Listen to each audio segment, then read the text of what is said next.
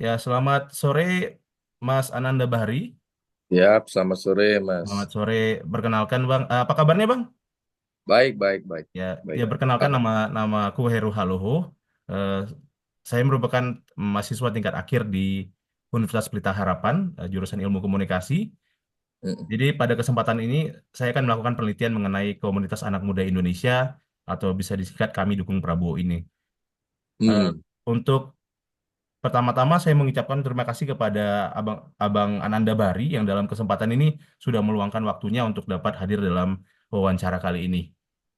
Jadi kata pepatah itu tak kenal maka tak sayang, maka alangkah baiknya untuk kita saling mengenal, Bang. Mungkin bisa Abang Ananda Bari untuk memperkenalkan dirinya secara singkat mungkin, Bang. Terima Baik, kasih. Bang Heru. Eh, saya Ananda Bahri. Ya, kebetulan bersama teman-teman membangun Kami Prabowo. Dan saya di Kami Prabowo itu diminta untuk menjadi ketua organisasi, keanggotaan, dan kaderisasi untuk membantu mengkonsolidasikan teman-teman se-Indonesia. Ya, jadi kami Prabowo itu berangkat memang dari keinginan anak-anak muda lah yang ingin berpartisipasi dalam politik praktis di Pilpres kemarin. Kira-kira begitu. Masih di mute, Bang. Iya, Bang. Jadi judul dari penelitian aku ini adalah Fanatisme Fandom Komunitas Anak Muda Indonesia Prabowo, Studi Kasus Pilpres 2024, Bang. Jadi Mm-mm. pada penelitian kali ini aku ada dua pertanyaan penelitian. Yang pertama itu terkait bagaimana proses terbentuknya fanatisme fandom kami Prabowo dalam Mm-mm. kontestasi Pilpres 2024. Dan yang keduanya nanti kita akan bahas tentang bagaimana political rebranding dari Prabowo berpengaruh terhadap suara generasi muda pada kontestasi Pilpres 2024.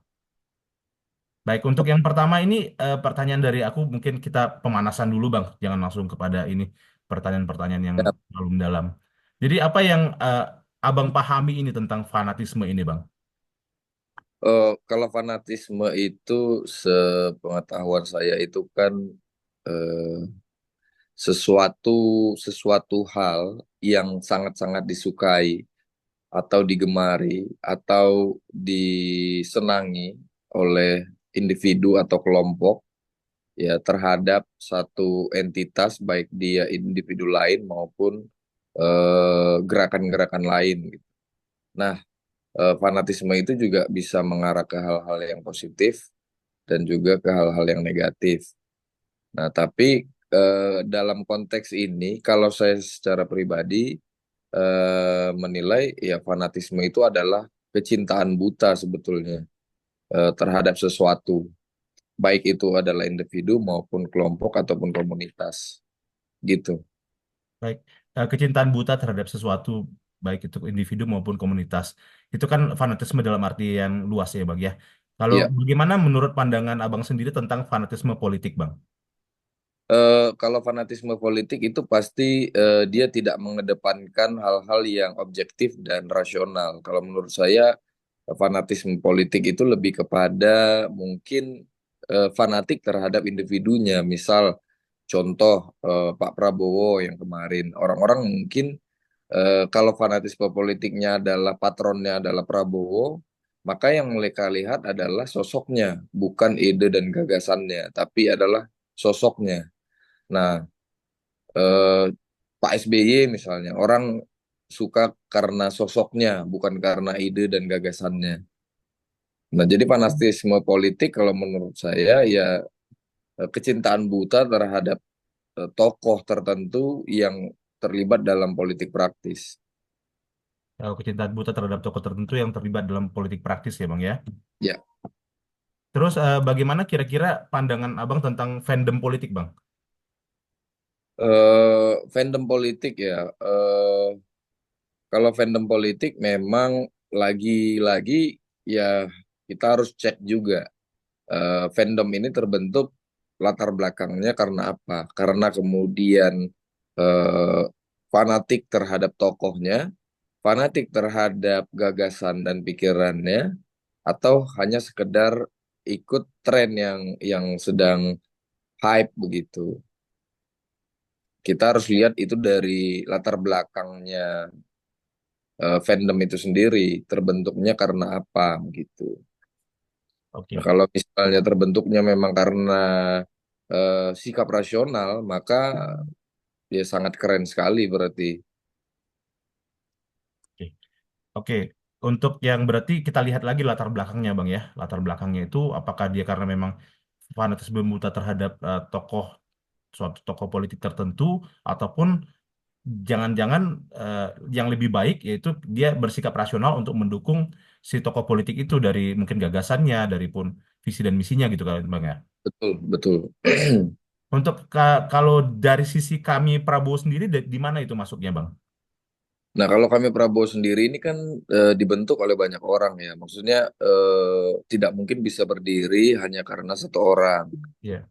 Dan membentuk ini juga berdasarkan hasil diskusi dan kajian bersama teman-teman awal yang mendirikan kami Prabowo.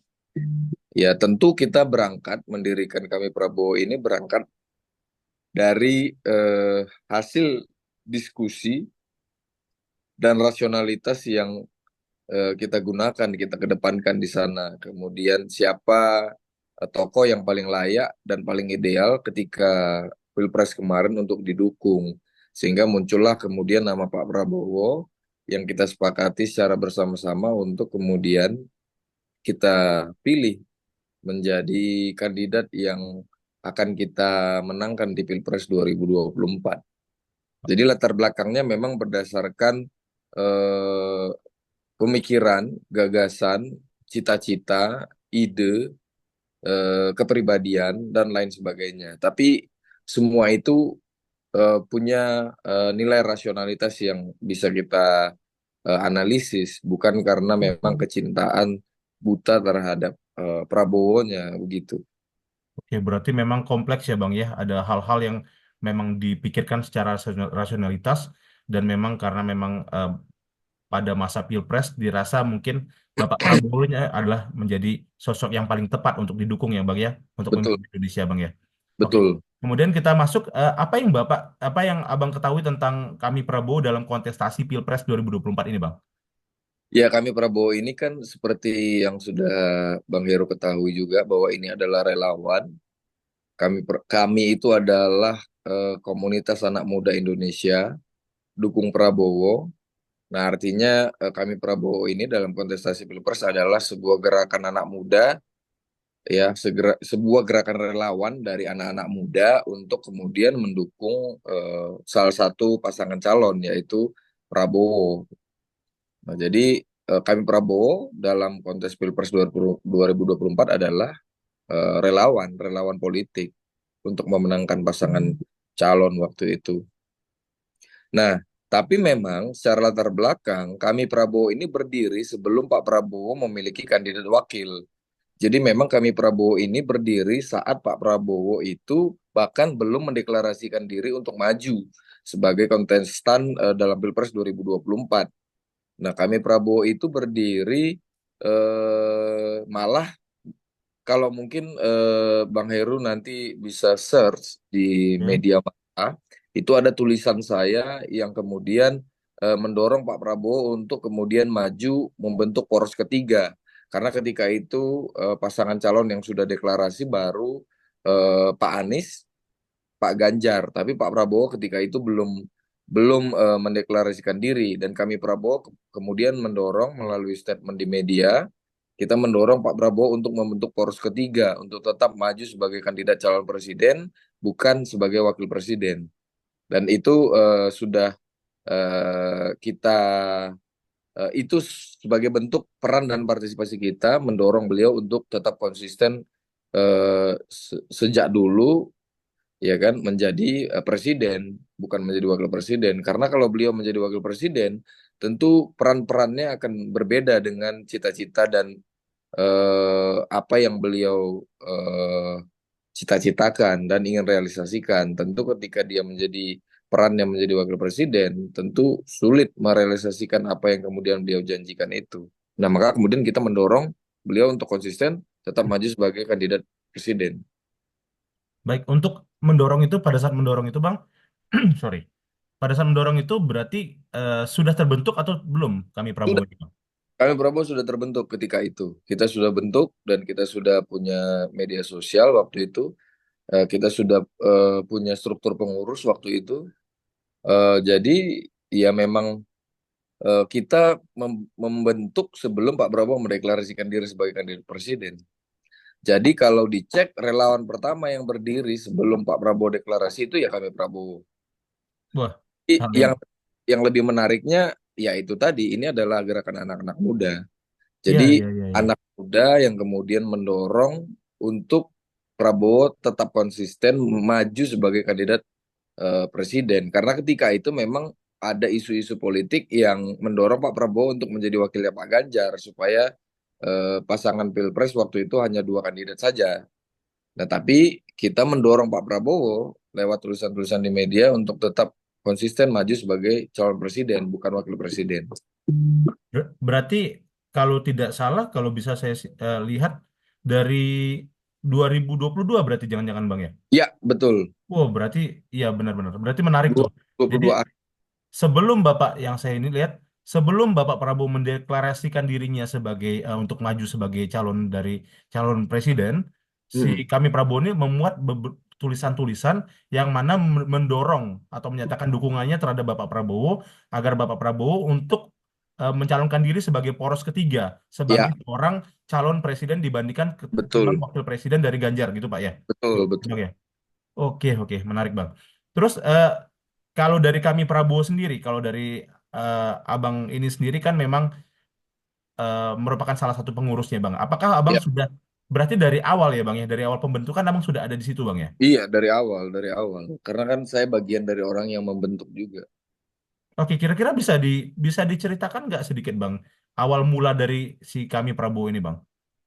Ya awal mulanya seperti yang saya sampaikan di awal tadi, ini ada berangkat dari hasil diskusi nongkrong-nongkrong teman-teman senior-senior di warung kopi, diskusi bagaimana kemudian eh,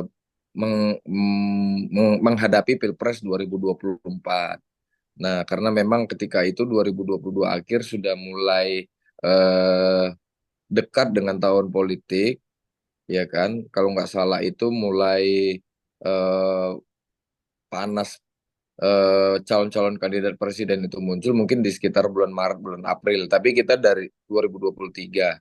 Tapi kita sudah mulai mempersiapkan itu sejak 2022 akhir. Kalau nggak salah saya itu bulan November kalau nggak salah ya, kalau nggak salah. Iya, iya. November 2022. Nah, jadi berangkat dari hasil diskusi di tongkrongan, kemudian Ketua Umum Bang Batiar kemudian mengkonsolidasi teman-teman, ya kan? Kita matangkan lagi secara konsep dan keyakinan dan ya kita semua bersepakat untuk kemudian membentuk relawan itu. Oke, Eh, ya sebelum kita deklarasi kita ada buat diskusi pertemuan beberapa kali, ya kan? Sampai akhirnya oke kita deal mulai dari nama, bentuk, bentuknya adalah organisasi, strukturnya ada ketua, wakil, sekjen dan lain-lain. Dan kemudian kita buat juga strukturnya sampai ke tingkat provinsi, kabupaten, kota, ya. Jadi ya memang eh, sudah kita diskusikan sejak awal. Maka dalam struktur awal itu sudah bentuknya seperti organisasi massa. Ada ketua, ada sekretaris, ada bendahara, ada ketua di bidang organisasi kaderisasi keanggotaan, ada bidang eh, hubungan antar lembaga dan lain-lain sebagainya. Jadi memang dari awal kita mengkonsep ini secara matang begitu. berarti kalau berawal dari ngobrolan-ngobrolan lah Bang ya, mungkin ambil nongkrong-nongkrong dan sebagainya. Nah Ya, itu memang apakah ketika ketika ngobrol-ngobrol itu memang orang-orang yang berada di dalam itu adalah orang-orang yang memang sudah punya background di dunia perpolitikan atau bagaimana Bang? Atau murni anak muda mungkin ketika ada tertarik saja bisa dia di situ? campur sih ya. Jadi ada beberapa orang yang memang sudah eh, sudah pernah berpolitik praktis, ya ada anak-anak muda yang baru mulai melek politik, ada anak-anak muda yang juga mulai tertarik dengan politik. Jadi memang berbagai latar belakang dan berbagai macam ini ya apa namanya individu yang punya karakteristik berbeda juga, latar belakang berbeda, tidak semuanya seragam, homogen semuanya adalah kader partai atau simpatisan, tidak. Jadi memang ini beragam orang yang ada di situ. Oke, beragam orang di situ Bang ya. Terus Mm-mm. untuk awal mula terbentuknya kami Prabowo kan tadi berarti dari nongkrong-nongkrong, terus juga ada pertemuan pertama, kedua, dan ketiga seperti itu Bang ya. Sampai Mm-mm. kini memantapkan diri untuk membentuk sebuah organisasi yang itu dinamakan Kami Prabowo. Nah ini kenapa kira-kira memilih nama Kami Prabowo ini Bang? Eh, Sebetulnya itu spontanitas aja ya, spontanitas dari Ketua Umum Bang Batiar waktu itu menyarankan bagaimana kalau namanya kami Prabowo. Kalau panjangin jadi Komunitas Anak Muda Indonesia gitu. Wah, ya kita dengan sekali dengar aja sudah sangat mudah untuk diingat Ya di benar. di di di pikiran kita. Jadi itu sangat-sangat menjual juga untuk kemudian teman-teman se-Indonesia, anak-anak muda itu mudah untuk mengingat namanya kan, karena seperti yang abang sampaikan tadi di awal ada pepatah yang abang bilang tak kenal maka tak sayang. Maka untuk memperkenalkan kami Prabowo ini sangat mudah karena mudah sekali untuk mengingat nama organisasinya atau nama relawannya gitu. Iya, iya, iya. Karena ya mungkin itu bagian bagian dari salah satu eh, branding yang membuat kita juga mudah cukup diterima ya di kalangan anak-anak muda dan orang luas karena memang namanya mudah sekali diingat.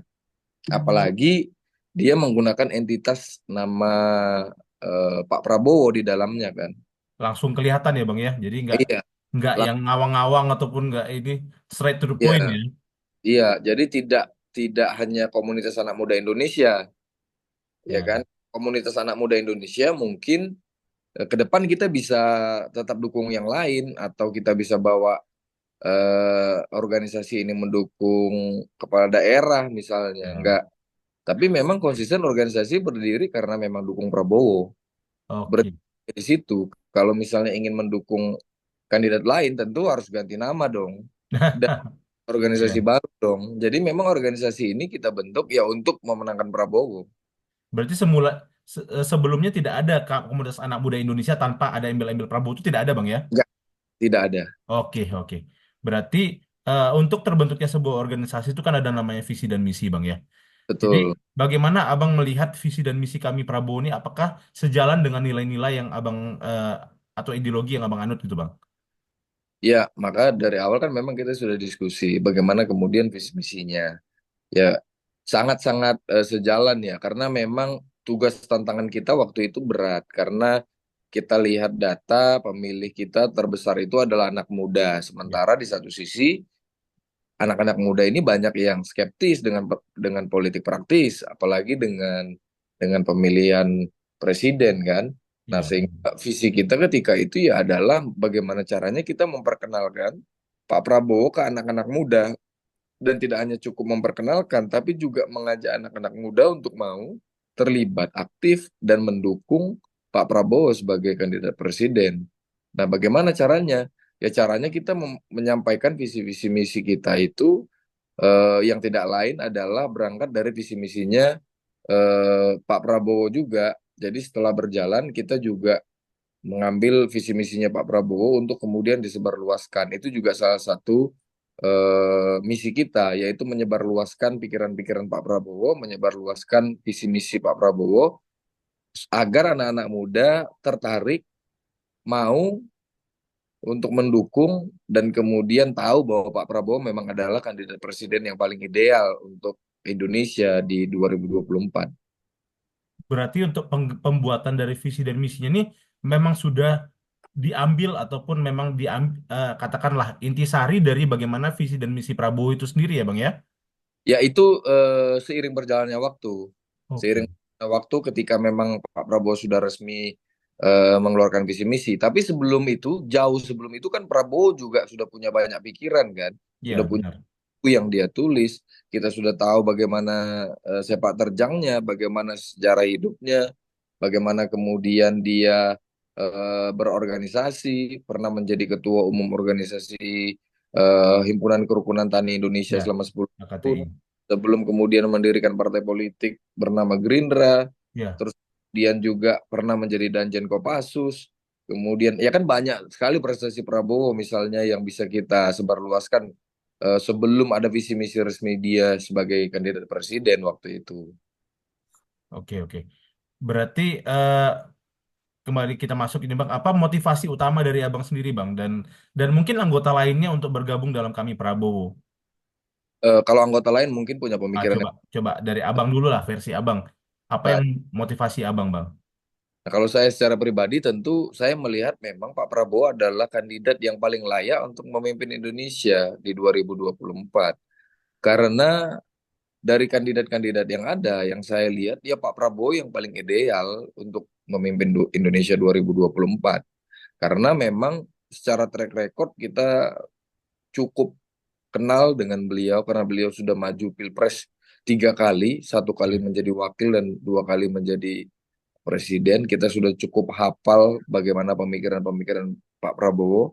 Apalagi saya yang punya latar belakang pertanian begitu kan, dengan Pak Prabowo yang memang saya rasa kandidat yang paling paham, paling kenal, paling dekat dengan sektor pertanian. ya, Sehingga ya itu juga yang membuat saya yakin bahwa Prabowo lah yang memang layak untuk mendukung Indonesia. Karena ya kondisi pertanian kalau kita berangkat dari latar belakang saya sebagai sarjana pertanian ya, dan aktivis pertanian, ya saya kira tidak ada yang lebih paham sektor pertanian dibandingkan Prabowo dengan rekam jejaknya ya sebagai mantan ketua KTI dan kemudian juga eh, membawa petani-petani masuk dalam partai politiknya, kemudian juga tetap konsisten bicara soal kedaulatan pangan, kemandirian pangan, ketahanan pangan. Kan kalau yang lain belum sampai ke sedalam itu kalau ya, menurut saya. Baik Mas Ganjar, baik Mas Anies gitu. Jadi ya, ya kalau latar belakang pendidikan saya sangat matching dengan pemikiran-pemikiran Pak Prabowo. Jadi kalau secara pribadi yang membuat saya sangat ingin Pak Prabowo menjadi presiden ya karena pemikiran-pemikiran dan gagasan beliau yang paling utama adalah di sektor pertanian. Walaupun indikator lainnya cukup banyak, tapi eh, center point yang paling utama yaitu ya pemikiran-pemikiran beliau untuk sektor pertanian. baik. Saya tangkap itu berarti memang matching banget ya Bang ya. Abang di bagian pertanian, Bapak Prabowo juga menjadi ketua ya Bang ya. Ketua Iya, dari mantan himpunan ketua HKTI angkatan ya. 2 periode. 2 periode ya Bang. Iya, Wah luar biasa. Memang berarti sudah sangat kenal banget lah dengan bagaimana sepak terjang Prabowo terutama di dunia pertanian ya Bang ya. iya. Terus kemudian untuk saya ingin bertanya kepada Abang, kan Abang memang sebagai apa tadi Bang, jabatannya di dalam kami Prabowo, Eh, organisasi keanggotaan dan kaderisasi. keanggotaan dan kaderisasi. Berarti Mm-mm. eh, berarti Abang secara ini kan memang kami Prabowo ini lebih banyak di media sosial kali Bang ya. Media sosial dan juga di darat juga banyak. Oh Kita kan iya ya. ada Ya. beberapa DPD yang sudah kita lantik. Jadi memang memang kita nggak bisa pungkiri bahwasanya memang dengan seiring perkembangan dari teknologi sekarang ini memang media sosial memegang peranan yang cukup penting ya Bang ya untuk Betul, meningkatkan animo ataupun meningkatkan betul. keterlibatan dari masyarakat terutama dalam hal ini mungkin anggota dari kami Prabowo itu. Nah, Bet- yang ingin saya tanyakan bagaimana kira-kira peran media sosial dalam pembentukan dan perkembangan kami Prabowo ini Bang? Kalau peran media sosial sangat besar ya dalam eksistensi kami Prabowo karena memang media sosial kami Prabowo cukup cukup banyak menyita perhatian masyarakat dengan cepat kita bisa memiliki followers hampir 1 jutaan kalau saya nggak salah dan viewersnya itu banyak yang di atas 1 jutaan. Jadi memang eh, media sosial sangat-sangat sangat-sangat berpengaruh untuk kemudian menyampaikan informasi ke publik ya, terutama anak-anak muda sebagai orang yang sangat familiar dengan media sosial. Nah, tentu media sosial kami gunakan sebagai senjata untuk kemudian menyampaikan transfer informasi ke mereka yang kemudian mungkin belum tertarik dengan partai politik atau dengan politik praktis atau dengan pasangan presiden. Nah, dengan adanya media sosial itu memudahkan kami untuk sampai ke layar-layar anak-anak muda, layar telepon anak-anak muda sehingga mereka lebih mudah untuk mencerna informasi-informasi karena kita juga menyajikannya dengan cara-cara kekinian seperti yang anak muda gemari gitu. Iya, Karena iya, iya. memang yang paham anak muda ya tentu pasti anak muda sehingga konten-konten yang kita create juga itu sangat ramah dengan anak-anak muda hari ini. Ya kita main di kekuatan kita itu sebetulnya tidak di semua medsos. Di Twitter kita lemah, di Facebook juga kita lemah. Kita yang kuat itu di TikTok dan Instagram. Oh, TikTok dan Instagram bang ya. Memang Ya, memang dua platform itu memang yang paling banyak penggunanya lah memang. Hal dibandingkan iya, dengan yang lainnya, terutama untuk yang generasi muda kali ya. Memang iya, kalau late boomers itu mungkin lebih ke yang Facebook dan sebagainya. Cuma Instagram dan ini memang dan juga TikTok itu memang hype banget sih buat anak muda sih.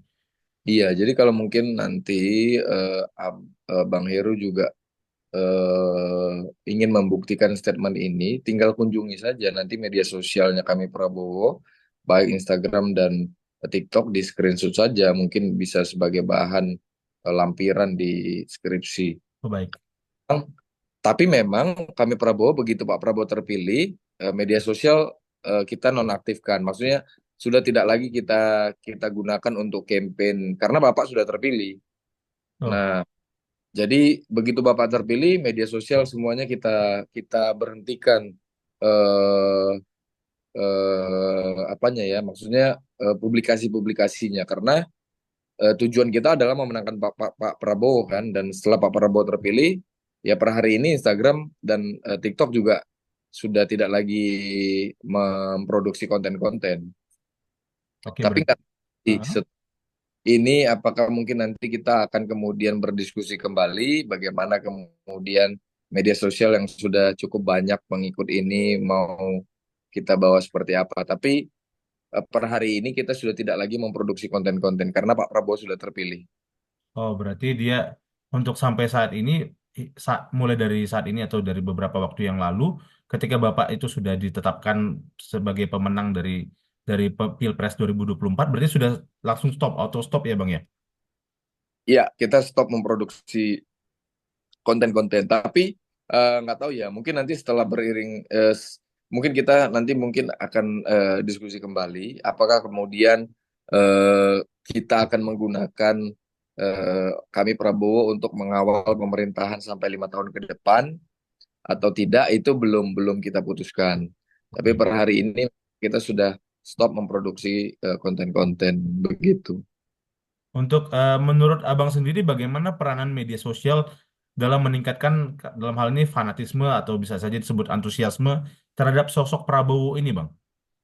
Mungkin tadi sudah saya jelaskan juga ya itu. Udah sangat saya jelaskan juga mungkin tadi secara gamblang bahwa Ya. memang media sosial itu sangat sangat berperan sekali dalam kemudian mentransfer informasi apalagi sasarannya adalah anak muda karena media sosial itu sangat dekat dengan anak-anak muda, keseharian mereka selalu Ya. diiringi dengan media sosial. Jadi memang ya media sosial sangat berpengaruh untuk Ya. kemudian mentransfer informasi baik tentang Prabowo secara pribadi dan gagasan-gagasan Prabowo secara umum. Oh, baik, Bang. Kalau menurut Abang sendiri, ini terkait dengan kami sekarang, Bang. Saya kan tertarik bagaimana sih kami ini struktur dari organisasi itu kepemimpinannya, Bang? Ya, seperti tadi yang sudah saya jelaskan juga, bahwa kami Prabowo ini bentuknya adalah seperti organisasi massa. Dia punya ketua umum, punya sekretaris, punya bendahara, punya wakil ketua, punya wakil sekretaris, ya kan, dan ada ketua-ketua bidang. Ya, jadi eh, secara bentuk nomenklatur dia ini bentuknya adalah organisasi massa. Tapi memang organisasi ini dari awal memang kita tujukan untuk mendukung Pak Prabowo untuk maju di Pilpres gitu. Berarti ada hierarkinya Bang ya? Ada hierarkinya, Oh, ada ketua, gitu. bahkan hierarkinya juga sampai ke tingkat Cabang juga mungkin? kota. Iya. Oke. Kemudian menurut Abang sendiri bagaimana kami Prabowo ini berinteraksi dengan kampanye resmi dari tim Prabowo Bang? Jadi tim suksesnya. Apakah ada koordinasi langsung atau tidak Bang? Jadi kan semua relawan itu mendaftarkan secara resmi ya, karena memang tentu tim kampanye nasionalnya Pak Prabowo itu kan tidak ingin juga ada organisasi-organisasi atau relawan-relawan yang kemudian tidak terdata, sehingga nanti dikhawatirkan dapat menyebarkan informasi-informasi hoax kan tentang Ya. Pak Prabowo. Melebih-lebihkan melebih-lebihkan janji-janji politik itu kan juga bagian dari hoax. Nah, sehingga memang semua relawan itu diminta untuk mendaftarkan diri di rumah pemenangan Pak Prabowo di Palmerah. Jadi semua relawan daftar di sana, terdata secara baik, sehingga kita berkoordinasi dengan tim pemenangan Pak Prabowo di rumah besar relawan terkait dengan jadwal-jadwal kampanye, kemudian desain-desain, terus kemudian atribut dan lain sebagainya. Untuk pertanyaan berikutnya Bang, menurut Abang, apakah kami Prabowo ini memiliki kegiatan khusus atau bisa dibuat agenda agenda yang dirancang untuk mendukung Prabowo dalam Pilpres 2024? Kegiatan khususnya apa-apa saja, Bang? Mungkin aksinya ataupun kegiatan-kegiatannya atau inisiatif yang diorganisir oleh komunitas kami Prabowo ini, Bang. Yang pertama kegiatannya yang pasti adalah konten media sosial ya. Kita meng-create konten-konten di media sosial. Itu salah satu agenda utama juga yang kita lakukan karena kita sadar bahwa kekuatan kekuatan anak muda itu ada di digitalisasi di media, sehingga kita sangat fokus di media sosial gitu. Terus kemudian gerakan yang lainnya adalah kita juga buat eh, baju ya, buat baju yang bergambarkan dukungan-dukungan terhadap Pak Prabowo, buat jaket yang kemudian juga menggambarkan dukungan terhadap Pak Prabowo. Kita juga punya kegiatan-kegiatan berbagi dengan masyarakat ya di berbagai titik, teman-teman di Jakarta, di Lampung, di Jawa Timur, di berbagai titik lah banyak juga kegiatan-kegiatan teman-teman di daerah. Ya, terus kemudian juga kita ikut terlibat di berbagai kampanye. Ya, kita juga eh, hadir saat mengantarkan Pak Prabowo mendaftar di KPU dengan eh, aksi-aksi yang waktu itu kita anggap juga cukup menyita perhatian publik ya dengan membawa cukup banyak atribut-atribut yang kemudian eh, muncul di berbagai platform media, dukungan-dukungan anak muda terhadap Pak Prabowo. Selain itu, ya kita buat diskusi juga tentang peran perempuan, bagaimana kemudian Prabowo melibatkan perempuan dalam melihat perempuan dalam kepemimpinannya ke depan jika terpilih.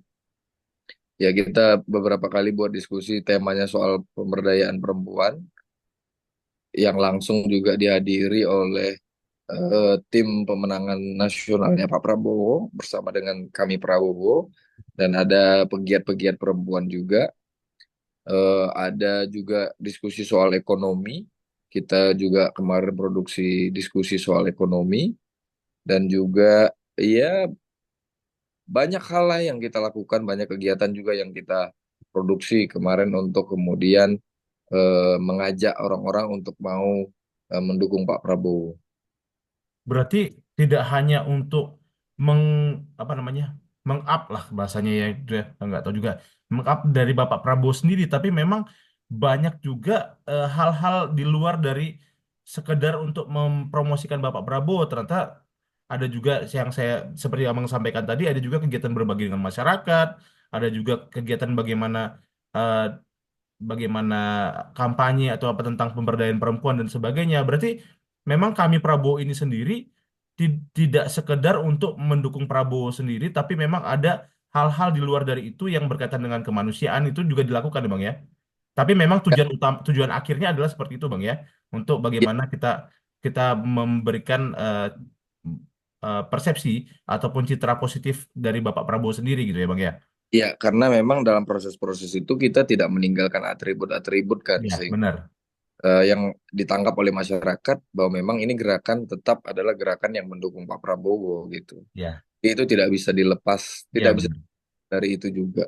Kemudian Bang, kalau Abang bilang tadi kan ada baju-baju yang ada atribut dari kami Prabowo, ada juga jaket dan sebagainya.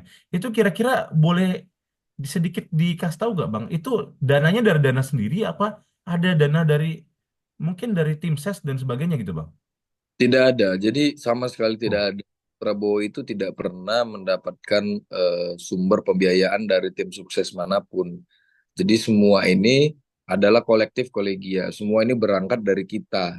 Ya memang karena kita dari awal menyatakan sikap ingin mendukung Pak Prabowo menjadi presiden, ya ini adalah bentuk tanggung jawab kita untuk bagaimana kemudian eh, kita bisa berperan aktif mulai dari media, mulai dari menggalang teman-teman, mengkonsolidasi teman-teman se-Indonesia, bagaimana kemudian juga untuk menghasilkan atribut dan lain sebagainya, itu semuanya kolektif kita bersama-sama.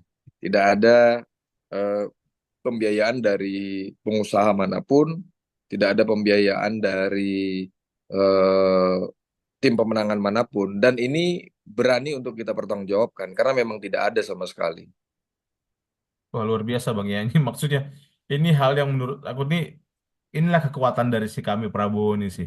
Aku sebagai yang meneliti kami Prabowo ini mendengar ini kayaknya wah Indonesia ini deh maksudnya kalau banyak dari anak-anak muda yang memang bisa berpikiran seperti itu, tidak tidak harus mengandalkan dari mungkin orang-orang yang menitipkan sesuatu, katakan dia pengusaha dan sebagainya, dia ada nanti timbal baliknya dan sebagainya. Ini kan dari kolektif kolegial, berarti memang karena memang mereka dari anggota kami Prabowo ini sudah merasa sebagai satu kesatuan yang utuh, mempunyai identitas kolektif yang kuat, kemudian dia juga sudah memahami bagaimana sebenarnya Bapak Prabowo itu orangnya bagaimana gitu dan dengan segala macam historikalnya berarti itu hal yang bisa dikatakan didorong oleh keinginan pribadi Bang ya maksudnya kelompok lah gitu dalam hal ini Iya, benar-benar. Karena bukan memang adanya titipan-titipan dari oh kamu nanti ini lakukan ini kampanye-kampanye dan sebagainya ini aku kasih duit gitu loh nggak ada gitu Bang ya.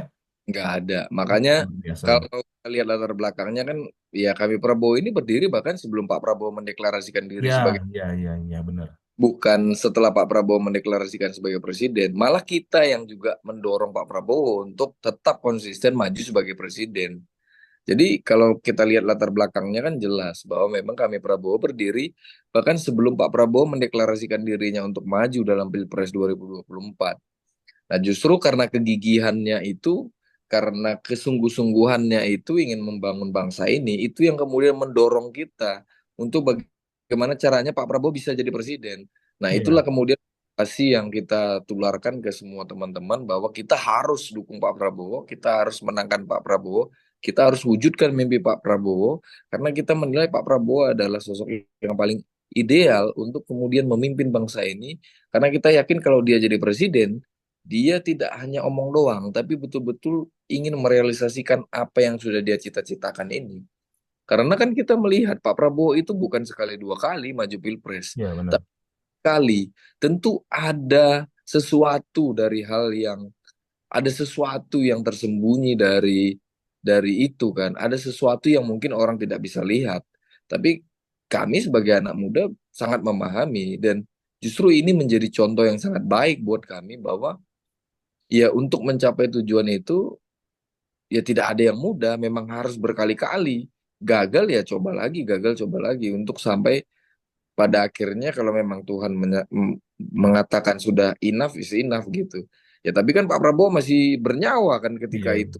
Kita tetap berupaya untuk dorong terus Pak Prabowo untuk maju sebagai presiden. iya, Dan iya, kita ingin lihat perubahan yang terjadi terhadap bangsa ini ketika beliau menjadi presiden. Cita-cita kita juga itu sebetulnya, cita-cita besar kita. Mari kita wujudkan nih apa sebetulnya yang akan terjadi dengan bangsa ini kalau Pak Prabowo jadi presiden. iya, Jangan sampai kemudian kita menyesal kalau dia tidak pernah jadi presiden. Kita iya, tidak tahu jadi apa yang akan bisa dia lakukan untuk bangsa ini. iya, benar, Nah, benar. itu motivasi itu yang kemudian membuat kita betul-betul bagaimana caranya ingin mendorong beliau jadi presiden agar semua mimpi dan keinginan beliau itu menjadi kenyataan dan beliau bisa wujudkan gitu. Nah, agar kita juga sebagai anak muda tidak mati penasaran nanti kan gitu. Iya, iya, benar, benar. Jangan sampai kemudian nanti kita udah tua, aduh coba dulu Pak Prabowo jadi presiden kan Iya, gitu. iya, Tidak ada iya, lagi statement itu karena kita iya, sudah benar. berhasil mengantarkan beliau. Nah, tinggal bagaimana kemudian kepemimpinan ini dikawal dengan sebaik-baiknya, dan kita sih berharap ya memang Pak Prabowo bisa menghasilkan kebijakan-kebijakan yang sesuai dengan apa yang menjadi cita-cita beliau, karena memang itu juga yang mendorong kita, itu mimpi kita, itu yang mendorong kita bisa sekuat ini mendukung Pak Prabowo.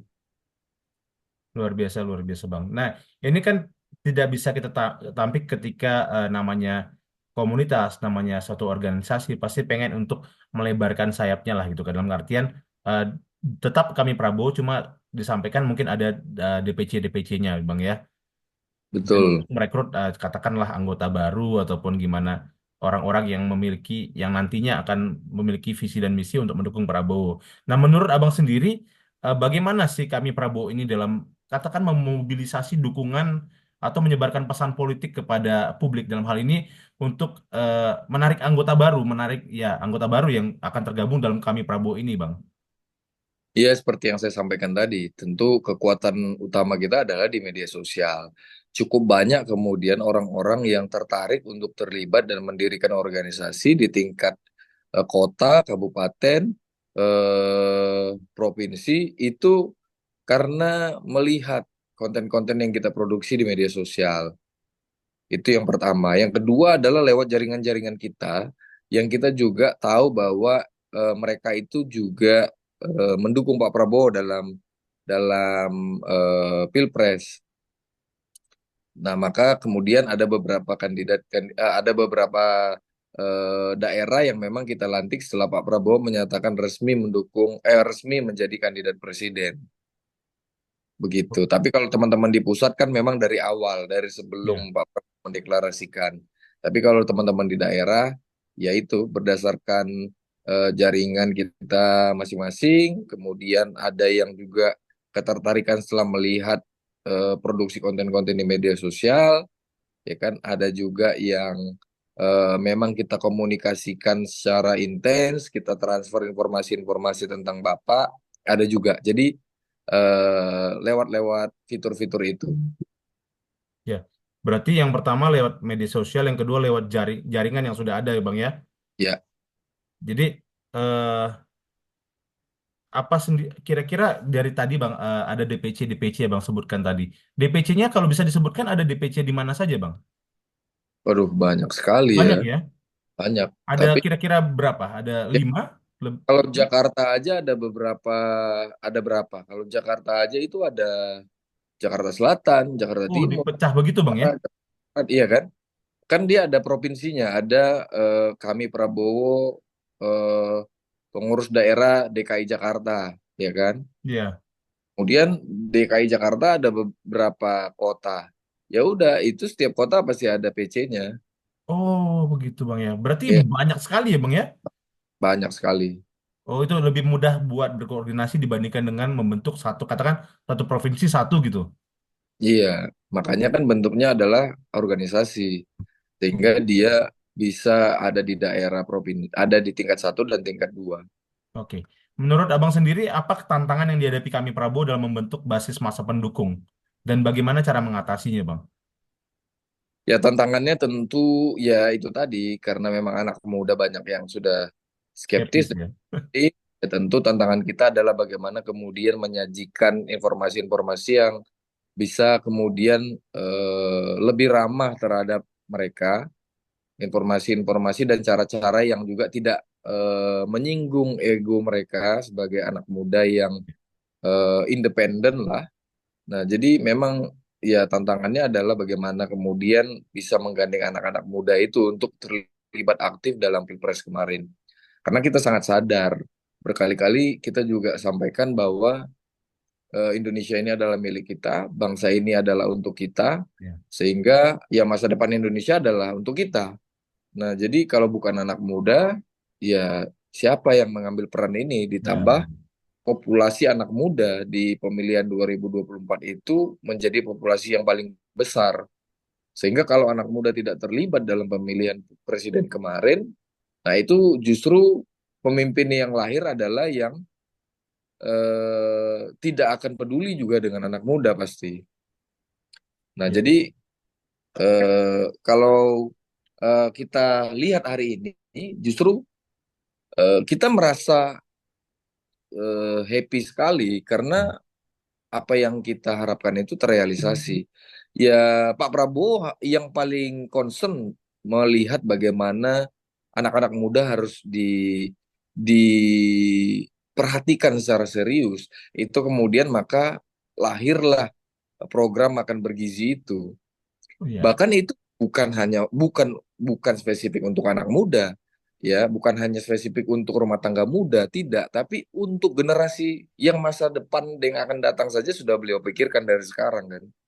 ya, Nah, itu juga kebahagiaan kita sih bahwa Pak Prabowo sangat sangat serius melihat bahwa bangsa ini harus melahirkan eh, sumber daya manusia yang punya kapasitas berdaya saing global sehingga harus dipersiapkan sejak dalam kandungan.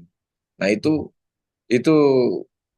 ya luar biasa karena tidak banyak orang yang berani mengambil kebijakan yang tidak populis seperti itu.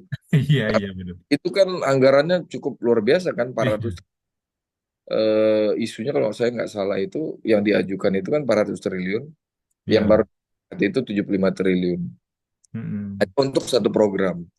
Ya kan? Tapi saya sebagai anak muda melihat ini, lah ini bentuk kepedulian Prabowo untuk generasi kita, generasi muda, generasi yang akan datang. Mm-mm. Nah, ditambah juga banyak program lain ya yang kemudian spesifik untuk anak muda, UMKM misalnya dan lain sebagainya lah. Ya, jadi kalau orang bilang, wah masa anak muda dukung orang tua? Nah, mereka tidak paham bahwa Prabowo itu sangat-sangat paham tentang anak muda dan Prabowo itu dikelilingi oleh anak muda, nggak dikelilingi oleh orang tua. Prabowo itu dikelilingi oleh anak-anak muda. Iya, iya, Cek iya. diri kesehariannya dia dengan siapa, dengan anak muda atau dengan orang tua. Iya, iya, benar-benar sekali, Bang. Itu terus bagaimana kan memang kalau dalam keanggotaan itu Bang ya, namanya di setiap organisasi pasti mungkin ada anggota yang mungkin aktif ataupun ada yang tidak aktif gitu kan, atau kita bisa sebutkan yang aktif itu mungkin ada loyalis, ada juga yang mungkin tingkatnya ada fanatik atau dan sebagainya gitu Bang. Ada memang Ya, yang pasif gitu Bang ya. Gimana Abang menggambarkan perbedaan antara mungkin loyalis biasa dan anggota mungkin yang aktif aktif sekali dan ya aktif aja gitu Bang. Tingkat keterlibatannya gimana Bang? Abang membedakannya. ya kalau di teman-teman pusat ya pasti kalau cara membedakannya lah adalah dengan melihat teman-teman yang paling sering hadir ya dalam undangan-undangan yang kita lakukan, dalam kegiatan-kegiatan yang kita laksanakan. Kemudian eh, bagaimana mereka memberikan sumbangsi baik dalam pikiran dan lain-lain. Ya itu kan menjadi indikator juga keaktifan, keterlibatan, partisipasi.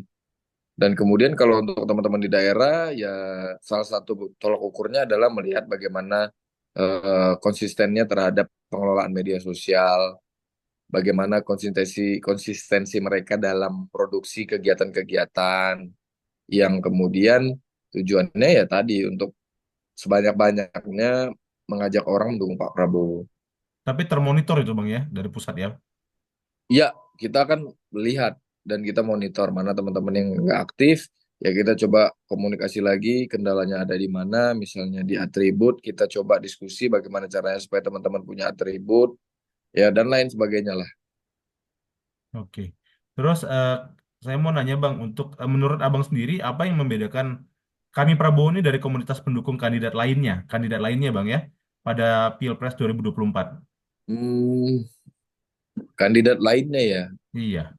Hmm, kalau saya sih kurang kurang begitu Hmm. berani untuk membandingkan ya dengan teman-teman yang Iya. punya kandidat lain ya. Tapi yang pasti, yang masing-masing pasti punya punya pemikiran sendiri, punya jagoan sendiri, punya latar belakang sendiri, mendukung pasangan-pasangan yang lain. Tapi pada intinya kami Prabowo ya dibandingkan yang lain-lain adalah ya kami Prabowo berdiri sebelum Pak Prabowo menyatakan sikap untuk maju Pilpres. Jadi yang membedakan adalah itu.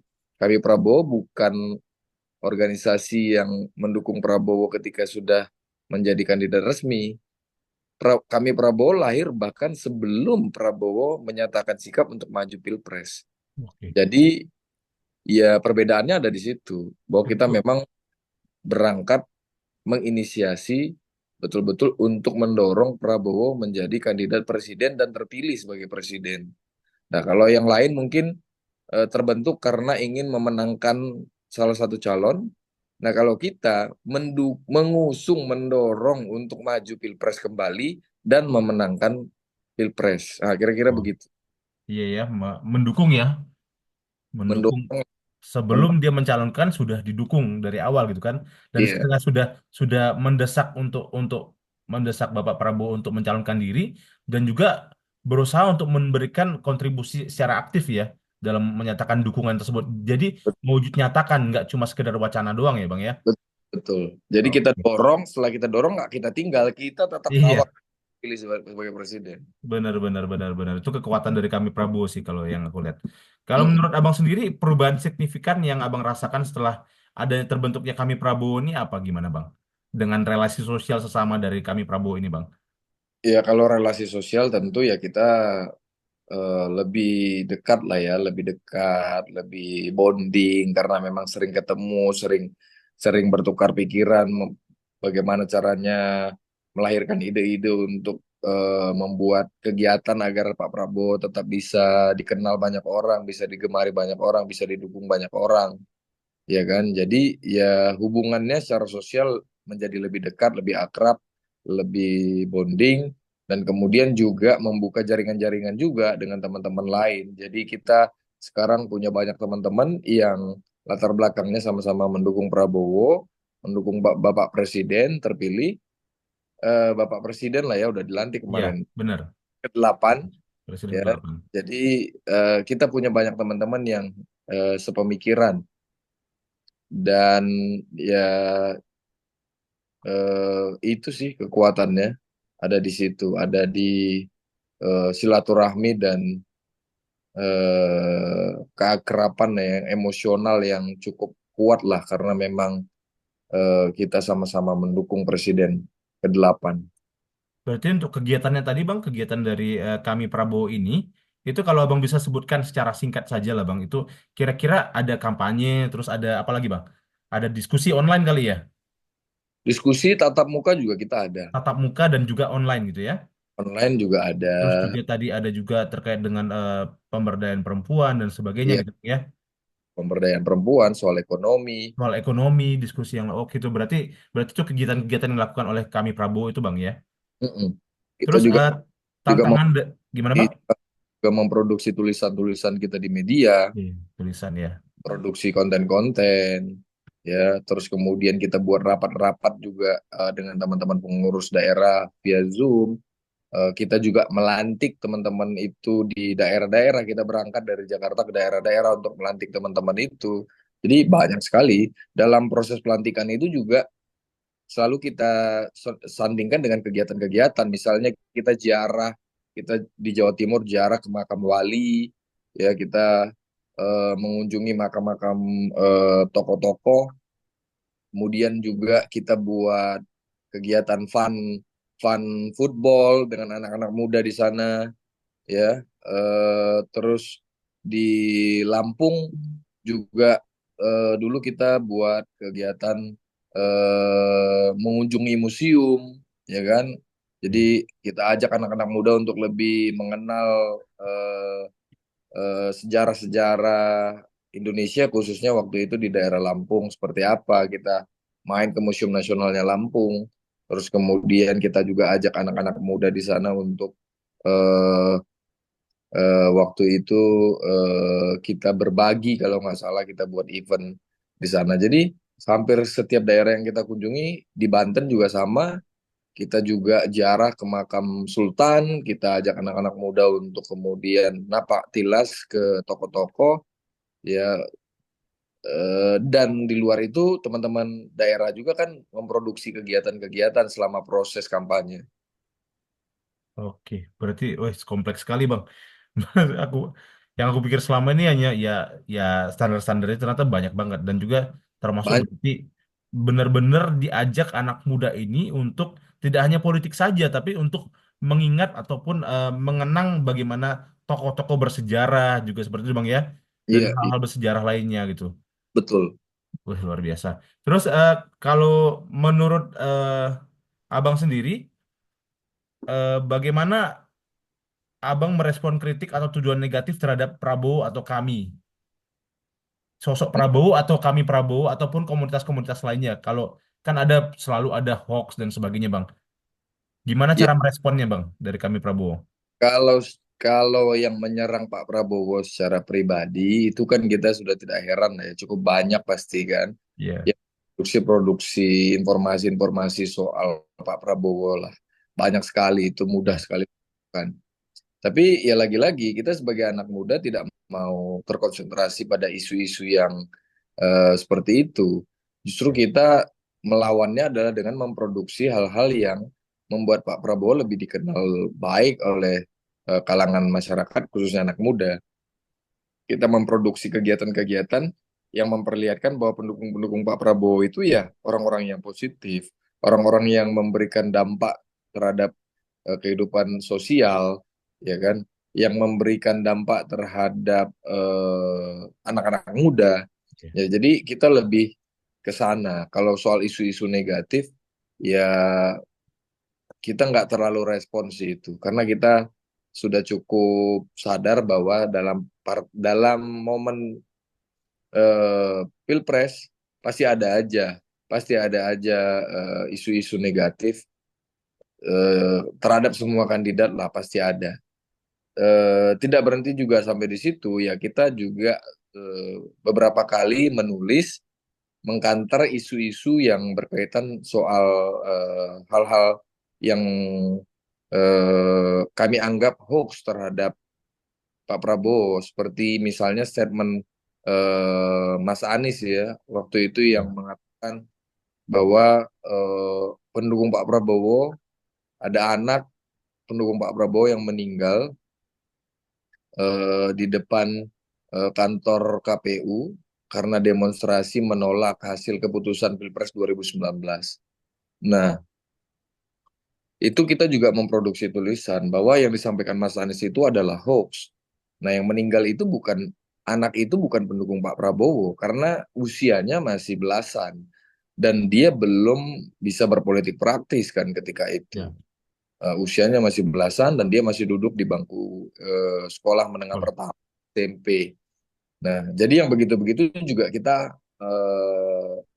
melihat mana yang bisa kemudian kita kantor supaya isunya ini bisa menjadi lurus, supaya masyarakat tahu bahwa statementnya tidak seperti itu. Apa maksudnya, kondisinya, kronologinya tidak seperti itu. Kita meluruskan statement Mas Anies atas tuduhannya terhadap Pak Prabowo bahwa tidak benar, tidak ada korban jiwa pendukung Pak Prabowo yang eh, atas nama yang beliau sebutkan itu.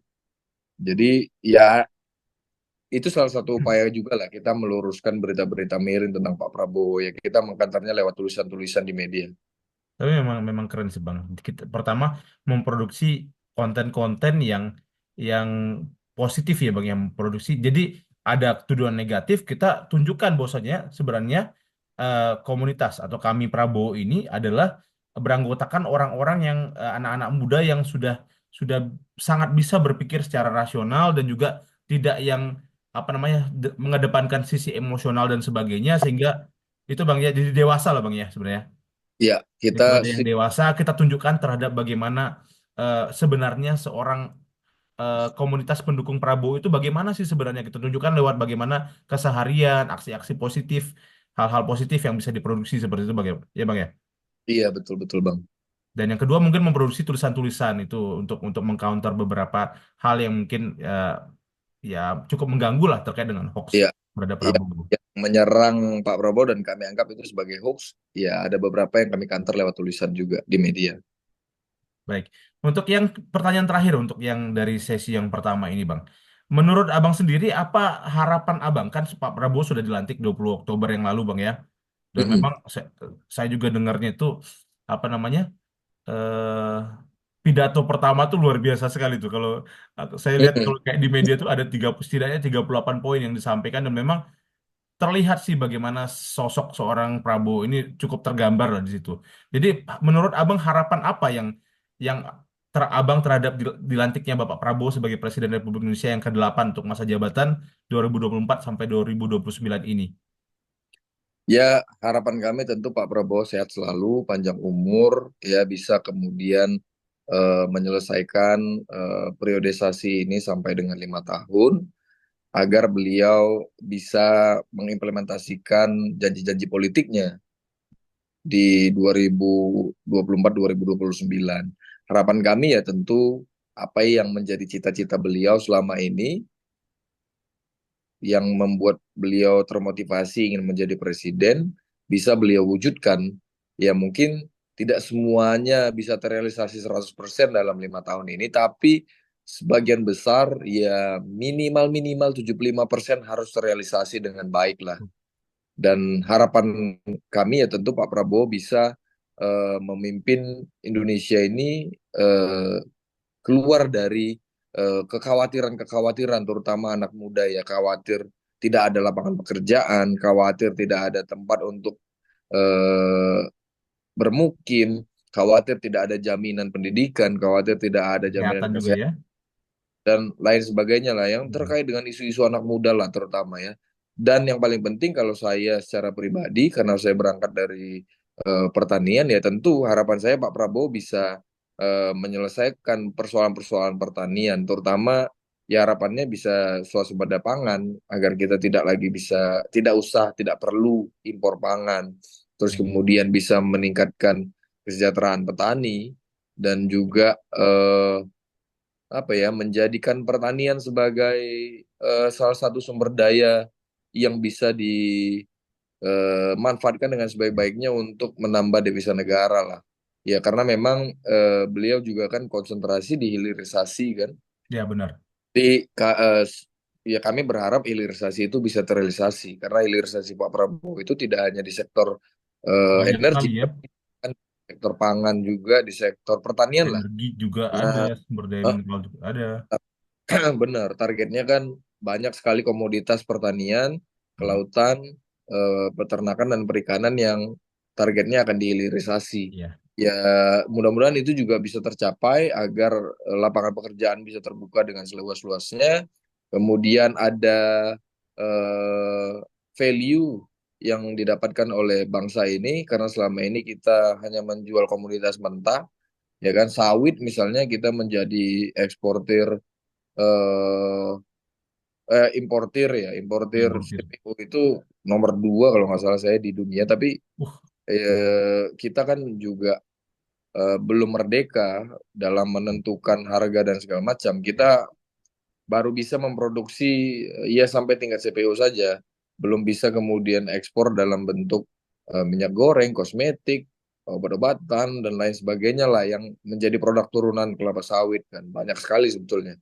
Ya banyak banyak lah, banyak sekali sebetulnya harapan untuk Pak Prabowo. Memang Iya. tugas Pak Prabowo cukup berat, maka ya kita harapkan yang paling penting adalah eh, karena memang program kerjanya menurut saya adalah bagus semuanya. Semoga ya bisa terrealisasi walaupun tidak semuanya 100%, tapi setidaknya sampai di akhir priorisasi ya bisa semaksimal mungkin lah, minimal minimal 75%. Dan terutama pastinya harus tetap sehat ya Bang ya. Iya, itu yang paling penting. Bersama-sama Karena doakan ya. beliau harus tetap sehat Iya. karena kalau beliau sudah tidak sehat akan sulit tentu mengimplementasikan Benar. mimpi-mimpinya. Harapan kita itu yang paling penting beliau sehat, bisa merealisasikan mimpi-mimpinya 5 tahun ini. Baik. Untuk pertanyaan penelitian yang pertama saya rasa sudah cukup Bang. Kita langsung lanjut aja Bang ya yang kedua ya. Masih ada ya? Masih ada Bang. Ini kalau ini tentang yang ini. Kalau ini nggak terlalu banyak sih pertanyaan dibandingkan yang tadi. Kalau yang ini tentang bagaimana political rebranding Prabowo. Kita tahu kan bagaimana political rebrandingnya ya. Gaya komunikasinya Ya, berubah gitu. Ini terhadap ya. suara generasi muda. Ya langsung Mm. saja yang pertama menurut Abang sendiri bagaimana Abang melihat perubahan citra atau strategi politik Prabowo menjelang Pilpres 2024? Sebetulnya ya kalau informasi yang saya peroleh dari orang-orang dekat beliau, ya beliau itu sebetulnya tidak ada yang berubah. Cuman mungkin lebih bijaksana aja sekarang. Mungkin Oke. lebih wise ya, lebih wise dalam dalam menyikapi hal-hal politik seperti ini.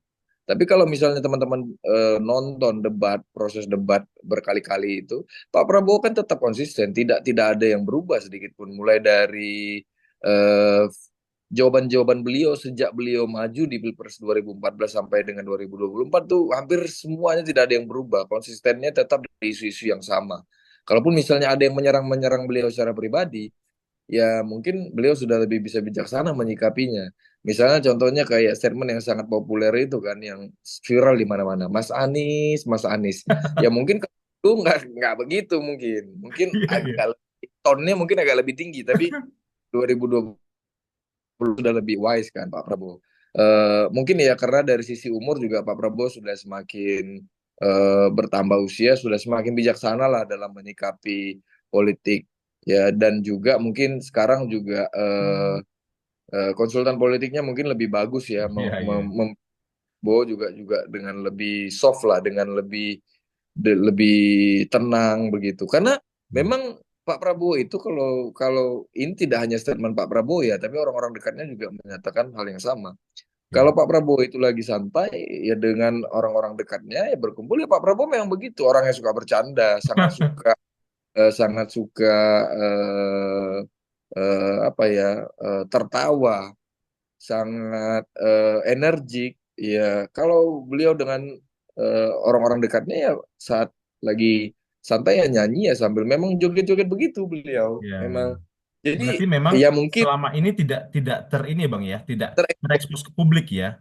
terekspos. Eh, Karena mu- mungkin hmm. dianggap dulu mungkin dianggap itu bisa mengurangi wibawa Pak Prabowo. Oh, berarti Mungkin dengan mungkin ada dari konsultannya yang mungkin Abang katakan tadi mungkin lebih lebih melihat sisi yang lain, mungkin katakan lebih mengedepankan humanisme dan sebagainya, itu mungkin hal itu yang menjadi pembeda dibandingkan dengan Prabowo-Prabowo pada kontestasi Pilpres sebelumnya ya. Jadi bukan ya, bukan adanya perubahan citra, tapi memang aslinya dia seperti itu, tapi ya, selama ini tidak terekspos ke publik gitu Bang ya. betul, betul, betul. Oke, Ya, oke. kalau saya lihat sih ya memang konsultan politiknya keren sih ya, bisa bisa Iya. genuinitasnya Pak Prabowo itu berani untuk diungkap ke publik gitu. Selama ini kan kita lihat gimana Pak Prabowo, dia patriotnya, terus juga Iya, militeris, benar-benar sih betul, mengedepankan sisi maskulinitasnya kan. Tapi yang betul, kemarin ini kelihatan dia lebih kayak lebih soft, dia lebih kayak betul, cheers gitu kan. betul, betul. Iya, Nah, iya. mungkin itu mungkin masukan dari konsultan politiknya mungkin ya. Saya Iya, juga nggak terlalu eh, paham soal itu, soal bagaimana kemudian isu itu bisa terjadi. Nah, tapi kalau menurut saya itu mengalir saja sih sebetulnya. iya, Mungkin juga bukan by design. Mungkin iya, ya kalau menurut saya, iya. karena awal mula Pak Prabowo joget itu kan ketika pengundian nomor urut, kalau saya nggak salah. Saat pengundian nomor urut, beliau dapat nomor 2, lalu saat beliau turun tangga, beliau menghampiri Mas Gibran, bukan menghampiri Mas Gibran, tapi menghampiri kolega-koleganya di partai politik. dengan sambil berjoget kalau nggak salah itu momentum pertama Pak Prabowo berjoget kalau saya nggak salah Iya, iya, terekspos dan cukup viral di media iya, sosial iya, dan kemudian itu yang mungkin menjadi masukan dari eh, tim-tim penasihat politiknya yang mungkin menganggap wah ini sepertinya bisa menjadi senjata Pak mungkin ya iya. sehingga itu kemudian menjadi branding sampai ada yang membuat lagu khusus dengan Iya. jogetan-jogetan Oke gas itu ya. iya sangat-sangat viral lah di Iya, benar, benar, benar. nah Terus, bagaimana menurut Abang rebranding politik Prabowo itu mempengaruhi daya tarik terhadap generasi muda, Bang? Karena memang generasi muda kayaknya kok ini viral banget buat generasi muda ini sampai ada pada joget-joget semua, Bang. iya Bang makanya seperti yang saya katakan tadi bahwa apa ya eh, orang-orang yang mendukung Pak Prabowo ini melihat itu mungkin sebagai sebuah peluang ya mengingat mungkin populasi pemilih anak muda itu cukup besar. Nah, sehingga momen Pak Prabowo berjoget pertama kali di pemilihan dicabut nomor itu Iya, viral, mungkin itu langsung ditangkap oleh teman-teman pendukung dan mungkin juga tim penasehat untuk iya, kemudian dimasifkan. Sehingga itu yang membuat cukup bisa viral di mana-mana karena memang banyak sekali kemudian yang memproduksi jogetan-jogetan itu sampai ya cara-cara tim pemenangan Pak Prabowo memproduksi lagu-lagu yang menurut saya juga cukup sangat-sangat diterima oleh kalangan anak muda. Ya iya, oke gas itu bukan hanya anak muda bahkan anak-anak kecil juga iya, hafal kan lagu-lagu itu. Nah artinya kan eh, itu berhasil berhasil kemudian mempengaruhi anak-anak muda untuk merebranding Pak Prabowo lah menjadi lebih hangat, menjadi lebih dekat dengan mereka kan karena ya perbedaan zaman yang cukup jauh menurut saya iya. kan antara generasi yang sekarang dengan beliau tapi eh, tim pemenangan dan penasihat-penasihat lainnya dan semua relawan juga mampu melihat ini menjadi sebuah peluang dan ya akhirnya pecah di mana-mana itu Iya. gerakan jogetan-jogetan itu sampai eh, orang-orang yang mendukung Pak Prabowo, baik yang terafiliasi dengan partai politik maupun tidak, memproduksi itu ada yang jadi senam, ada iya cukup cukup banyak Iya, lah iya, iya. Saya lihat yang tuh di media sosial tuh memang rame banget iya itu. banyak Kayaknya inovasi dibanding-bandingkan dengan yang lain kayaknya nggak ada. Yang lain kan nggak ada kan? iya Itu yang kayaknya lain hal yang ini banget. cukup serius seperti Pak Prabowo dulu. Nah ternyata ya nggak tahu ya, iya saya nggak tahu juga apakah memang momen Pak Prabowo menari pertama kali di pencabutan nomor itu sudah by design atau tidak. Ya. Tapi yang pasti momentum itu berhasil kemudian ditangkap oleh pendukungnya dan diproduksi menjadi sebuah hal yang bisa menggambarkan Pak Prabowo menjadi orang yang lebih lebih hangat, lebih ceria, lebih lebih dekat lah dengan anak-anak muda. Berarti kalau menurut Abang, yang elemen utama dari rebranding Prabowo itu yang paling relevan dengan generasi muda tuh apakah dari kebijakannya dia ataupun dari gaya komunikasinya yang paling relevan untuk 2024 ini, Bang? 2024 menurut saya program kerja dan gaya komunikasi sama-sama sangat-sangat mudah diterima oleh anak-anak muda. Oke. Ditambah juga dengan dukungan yang beliau dapatkan dari banyak sekali anak muda. Dan beliau dikelilingi oleh anak muda. Jadi banyak sekali faktor yang membuat anak muda yakin bahwa ini kandidat yang memang sangat ramah dan dekat dengan anak muda. Yang Jadi diharapkan bisa menyalurkan aspirasi anak muda, Bang ya. iya, Tentunya. karena memang kalau kita baca rekam jejak Pak Prabowo sejak muda, beliau ini kan eh, memang gemar berdiskusi, gemar Iya. eh, apa ya bertemu dengan Hmm. orang-orang muda, gemar kemudian mengumpulkan orang-orang muda dari dulu rekam jejaknya. Bahkan ya kalau kita lihat ya orang-orang dekatnya ya kayak misalnya Bang Wamentan ya, Mas Sudaryono, Iya. terus Menlu, Bang Sugiono, terus Mensesnek yang baru dilantik juga Bang Pras. Itu kan Ya. anak muda semua. Orang-orang Iya. dekat Prabowo kan anak-anak muda banyak sekali sebetulnya. Mm-mm. Jadi ya menurut saya itu juga bagian dari keberhasilan Pak Prabowo memperlihatkan bahwa memang dia sangat walaupun berbeda secara era, tapi dia cukup bisa diterima dan bahkan dicintai oleh anak-anak muda. Jadi kalau menurut Didukung. Abang dari kami Prabowo sendiri dengan adanya perubahan mungkin gaya komunikasinya seperti itu yang lebih mengedepankan sisi humanis dan juga lebih cocok atau align dengan anak muda, itu gimana kami Prabowo itu menyesuaikannya dengan itu, Bang? Ya kalau kami Prabowo sebetulnya kalau teman-teman dari awal eh, kita kan sudah tahu ya bagaimana Pak Prabowo sebelum Pak Prabowo mendeklarasikan diri kan kita sudah tahu bahwa Pak Prabowo ini dikelilingi oleh banyak sekali anak muda. Kita sudah tahu itu kan kita mengkaji betul kan Iya. seperti Prabowo bagaimana rekam jejaknya ketika masih muda, bagaimana kemudian dia memproduksi gerakan-gerakan bersama dengan Suhogi. Jadi dari dulu kita sudah cek lah bagaimana kemudian latar belakang Pak Prabowo ini. Jadi tidak ada kekhawatiran sama sekali Pak Prabowo tidak menerima anak muda, tidak menerima saran dari anak muda, tidak menerima kritikan dari anak muda. Sama sekali tidak ada gambaran itu. Nah, jadi memang rebranding elemen-elemen ini ya dengan aspirasi generasi muda sangat relevan lah. Karena beliau sangat senang dekat dengan anak muda. Dan apakah hal itu dapat meningkatkan partisipasi dari anak muda, Bang? Pasti, pasti, pastilah. Pasti itu sangat mempengaruhi pemilih muda untuk menitipkan suaranya ke Pak Prabowo. Karena yang selama ini di branding Prabowo itu kejam, Prabowo itu adalah orang yang temperamen. Iya. Ya, memang begitu nggak mungkin lah dia dikelilingi oleh anak-anak muda Benar, kan. benar, benar, benar.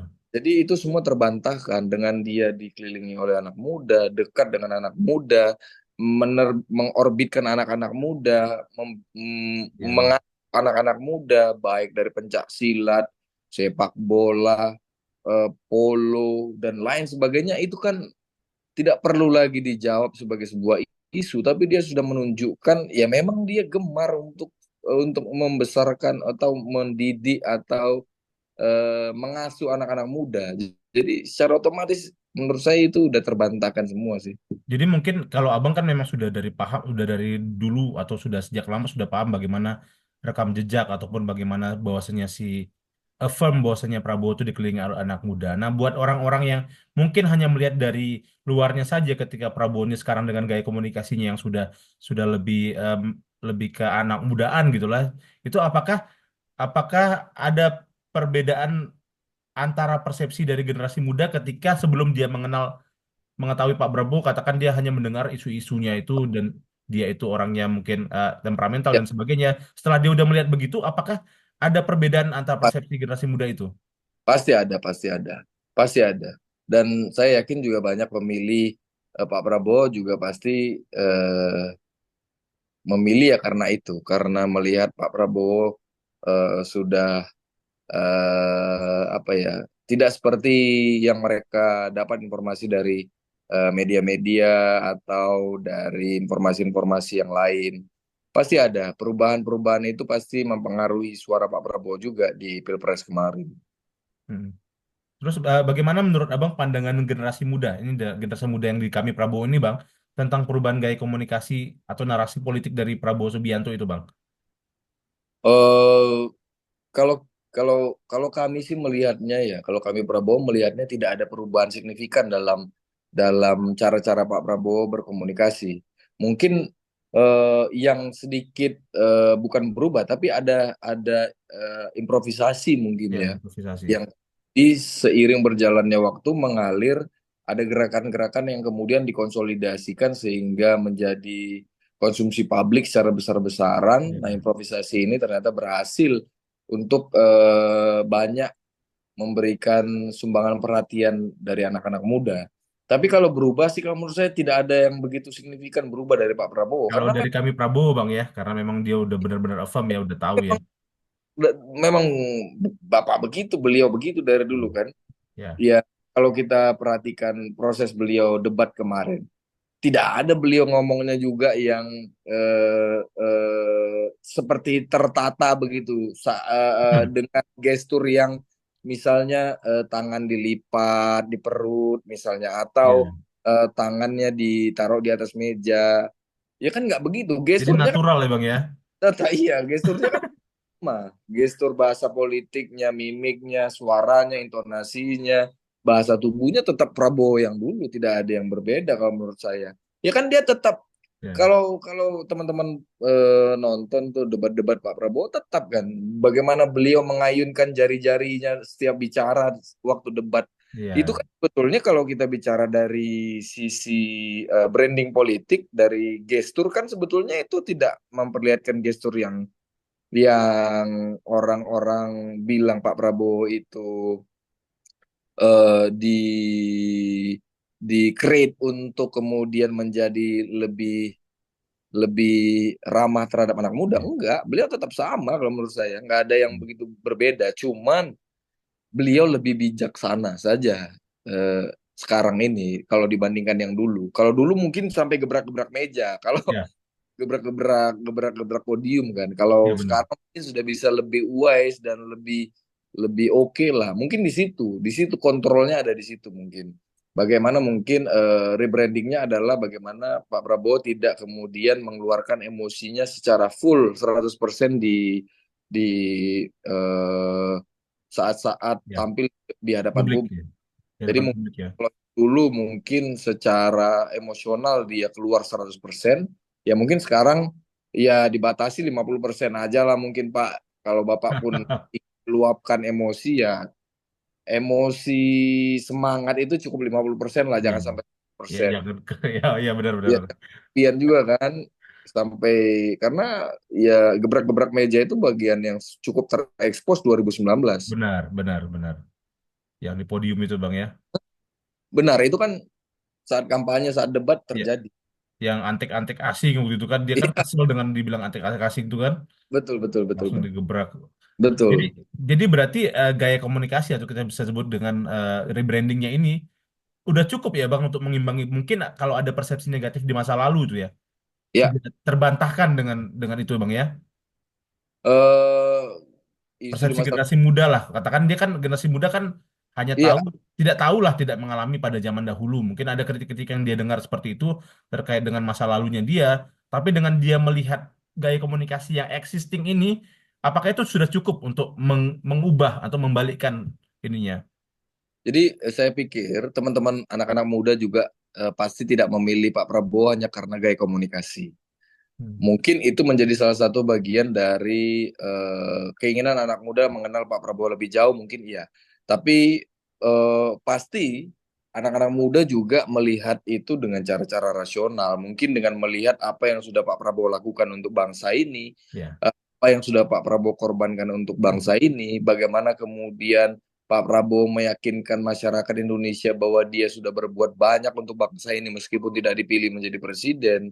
Dan kemudian rekam jejak beliau menjadi Menhan juga menjadi salah satu tolak ukur untuk kemudian anak-anak muda memilih beliau karena cukup banyak anak muda yang mengapresiasi kerja-kerja Pak Prabowo selama menjadi Menhan kan, iya, mulai iya. dari revitalisasi alutsista, menghadirkan jet tempur, itu banyak sekali anak muda yang melek Iya. soal soal isu-isu itu soalnya.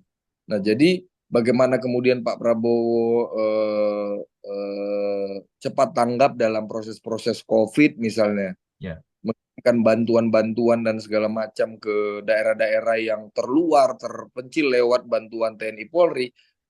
Jadi menurut saya juga saya tidak sepakat juga kalau misalnya ada yang mengatakan bahwa anak muda memilih Pak Prabowo hanya karena perubahan model komunikasi.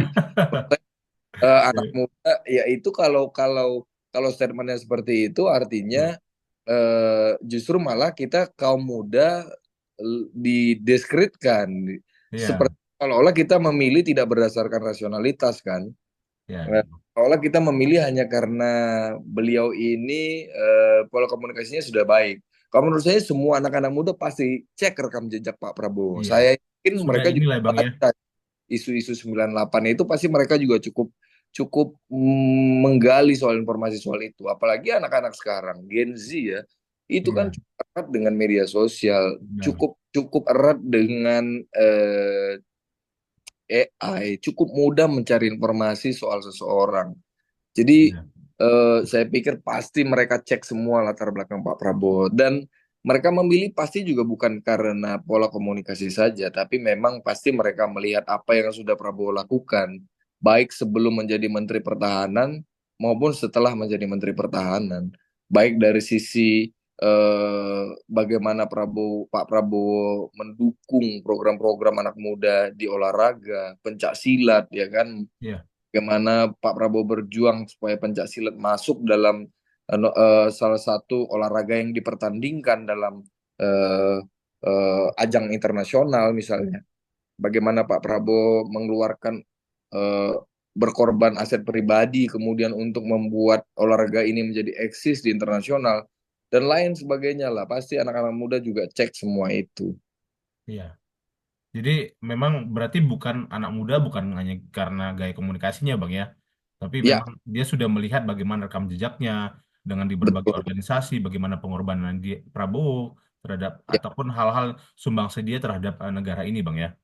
ya. Jadi dengan kata lain menurut Abang eh, proses dari katakan gaya komunikasi ataupun dan hal sebagainya yang mendatangkan dukungan dari generasi muda itu apakah hanya bersifat sementara saja atau menurut pandangan Abang itu bisa berdam eh, long lasting gitu Bang?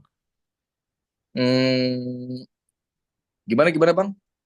Apakah dari rebranding katakanlah gaya komunikasi ataupun Hmm, dan sebagainya yang lebih soft sekarang itu terhadap hmm. generasi muda itu bersifat mendatangkan dukungan yang bersifat sementara atau bisa dalam jangka yang panjang Bang terhadap sosok Prabowo?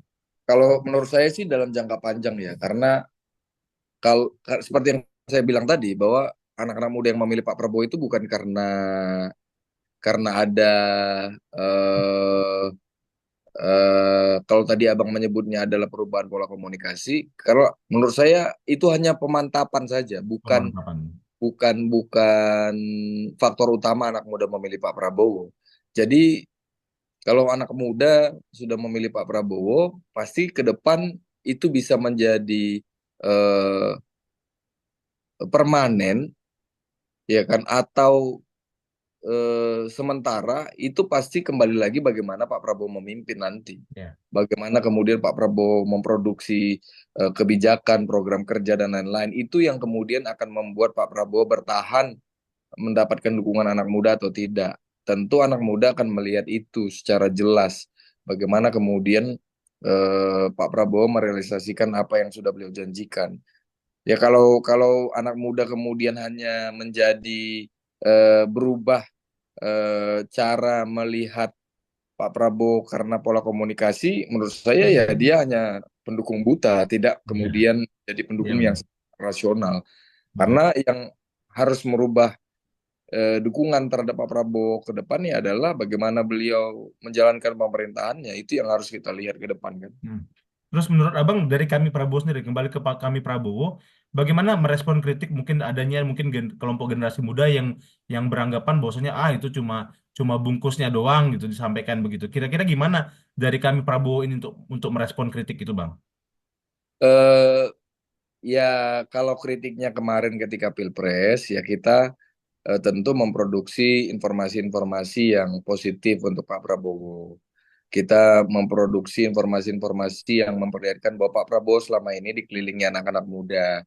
Kalau itu sikapnya sementara, tentu tidak mungkin anak-anak muda ini bertahan puluhan tahun bersama Pak Prabowo. Iya Ya, benar. tentu tidak mungkin banyak anak-anak muda yang beliau besarkan, tidak mungkin banyak anak-anak muda yang beliau dukung di prestasi-prestasi internasional.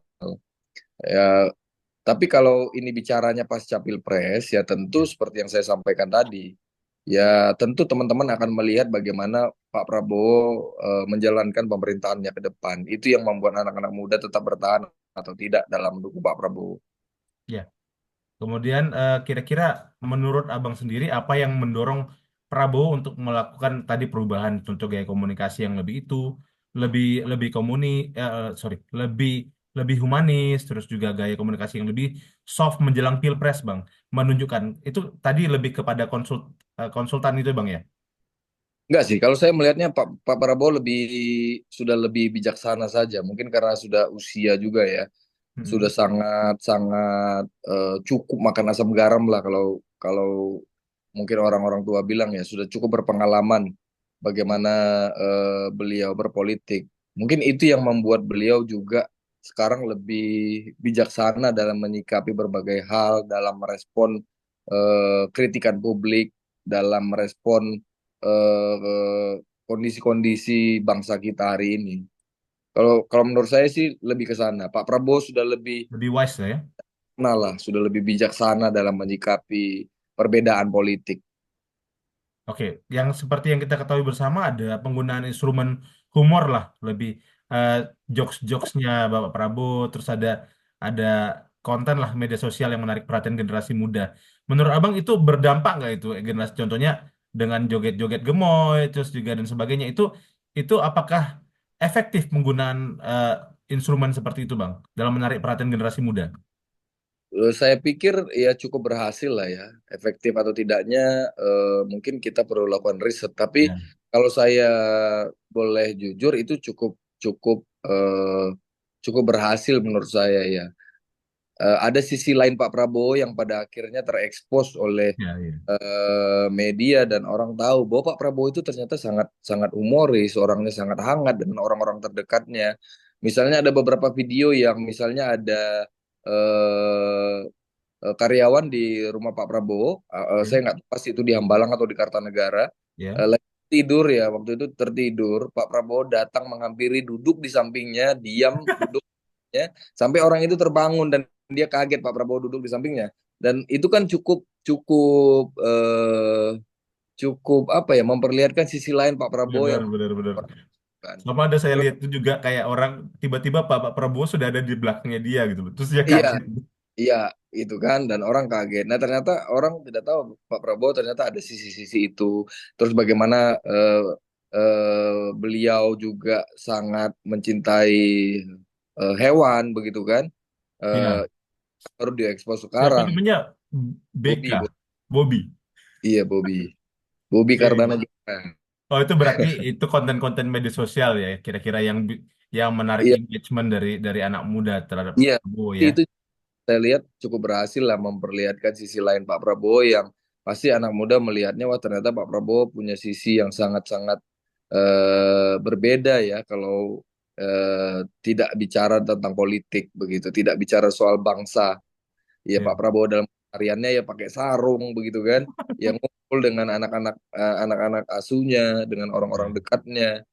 eh ada juga video viral orang dekatnya, sekretarisnya ya perempuan ya Mbak Anet kalau nggak salah waktu itu sedang chattingan main handphone, Pak Prabowo datang dari belakang mengintip gitu kan sampai dia kaget melihat Pak Prabowo udah ada di belakangnya. Nah Eh, itu yang terjadi dalam keseharian Pak Prabowo yang Tidak eh, terekspos selama ini ya. orang kalau bisa kita bilang ya ada jahil-jahilnya juga mungkin ya Itu seperti selama orang-orang. ini mungkin off the record lah gitu ya. Iya, mungkin selama ini off the record, mungkin karena khawatir dianggap itu mungkin bisa merusak citra Bapak, menghilangkan wibawa mungkin kan.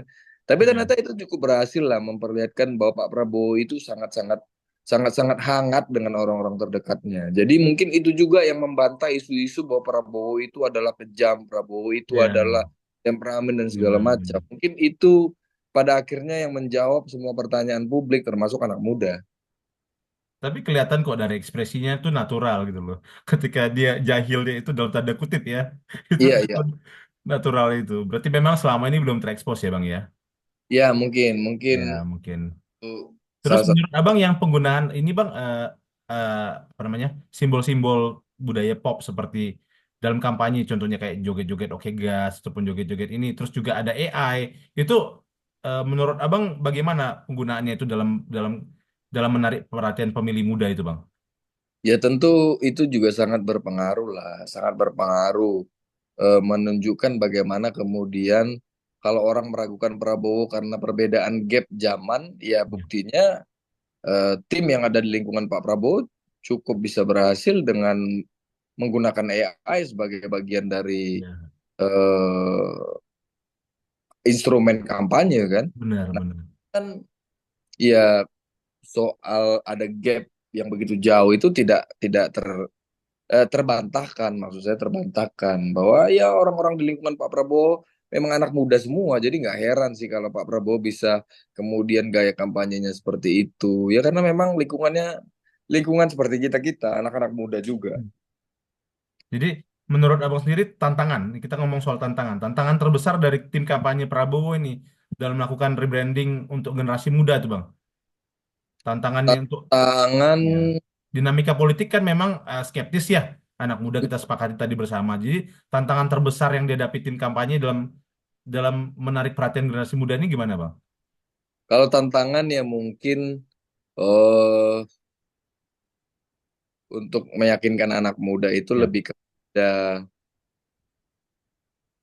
ini sih, kalau menurut saya lebih kepada konsentrasinya lebih kepada penerimaan anak muda terhadap Pak Prabowo yang dianggap cukup jauh perbedaan gapnya. Oh ya, dari sisi umurnya mungkin ya. Dari sisi iya, dari sisi perbedaan zaman lah ya kan, Oh mungkin zaman ya. banyak orang yang khawatir kalau Pak Prabowo ini jadi presiden kita masih Tidak eh, diperhatikan gitu ya. masih old school lah pemikirannya Sekali ya ya.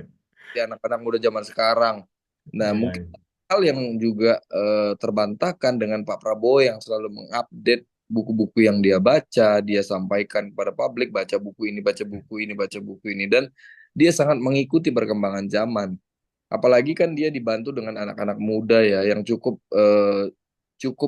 cakap lah dalam menggunakan teknologi. Ya. Ya mungkin Prabowo juga nggak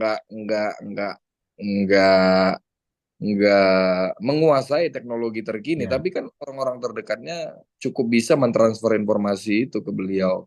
Dan beliau juga bukan orang yang kaku terhadap perubahan. Beliau sadar betul. Kalau kita lihat bagaimana statement-statement beliau, beliau sadar betul bagaimana pentingnya perubahan zaman ini harus disikapi dengan cepat. Bahkan kalau abang baca berita kemarin, itu menteri-menteri yang dilakukan eh, yang diberikan pendidikan ke Hambalang itu kan salah satu materinya adalah soal AI, Oh, ya, iya ya. kan? Soal Ya. AI. Salah satu materinya adalah tentang AI dan bagaimana kemudian Pak Prabowo menjawab keraguan-raguan publik soal nanti pemikirannya old school. Enggak, Pak Prabowo bahkan mendatangkan pemateri-pemateri pembekalan untuk menteri dan wakil menterinya itu bahkan motivator, ya kan, pengusaha, ekonom, filsuf dan macam sebagainya, sebagainya, sebagainya lah. Jadi Mm. eh, ya saya pikir sudah terjawab semua lah itu dengan yang sudah dilakukan Pak Prabowo. Nah, ini pertanyaan terakhir ini, Bang. Menurut Abang sendiri, apa harapan Abang untuk masa depan dukungan generasi muda terhadap Prabowo setelah melihat adanya perubahan-perubahan di sana sini terkait dengan eh, let's say katakan gaya komunikasinya yang sudah terekspos ke publik dan sebagainya. Gimana harapan Abang untuk masa depan dukungan generasi muda ya, Bang? Ya tentu kalau saya sih berharap, tentu karena memang kondisi demografi kita hari ini adalah anak muda menjadi basis terbesar penduduk Indonesia. Harapan saya adalah Pak Prabowo ya betul-betul konsisten melihat anak muda ini sebagai senjata untuk menuju Indonesia emas itu dan betul-betul bisa memberikan program-program yang membuat anak-anak muda merasa dilibatkan dan diajak turut berpartisipasi dalam membangun negara ini. Baik itu dari tingkat desa sampai dengan kota. Karena yang perlu kita sadari bahwa anak muda itu tidak hanya ada di kota, tapi juga ada di desa-desa, ada di pesisir-pesisir. Nah, tentu pemerintah harus melihat ini sebagai sebuah peluang, bukan sebagai sebuah tantangan, bukan sebagai sebuah ancaman maksud saya. Menjadi sebuah peluang yang bisa dimanfaatkan karena anak muda itu sangat erat dengan teknologi, sangat erat dengan perubahan yang cepat, maka ini harus kemudian ditangkap oleh Pak Prabowo menjadi sebuah jalan menuju Indonesia emas itu dengan melibatkan partisipasi anak muda sebesar-besarnya dalam program-program pemerintah. Begitu.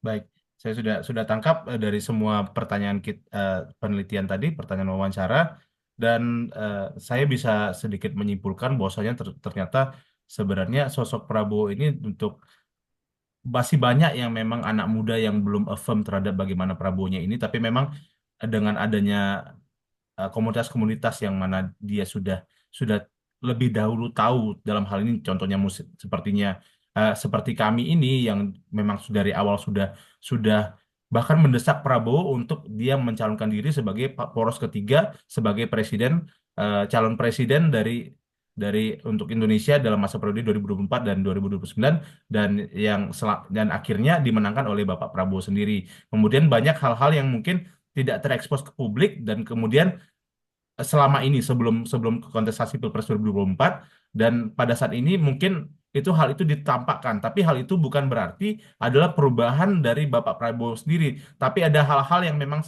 selama ini mungkin dalam tanda kutip off the record, tapi pada kesempatan kali ini ditampilkan dengan pertimbangan segala sesuatu dari konsultannya seperti itu, Bang ya.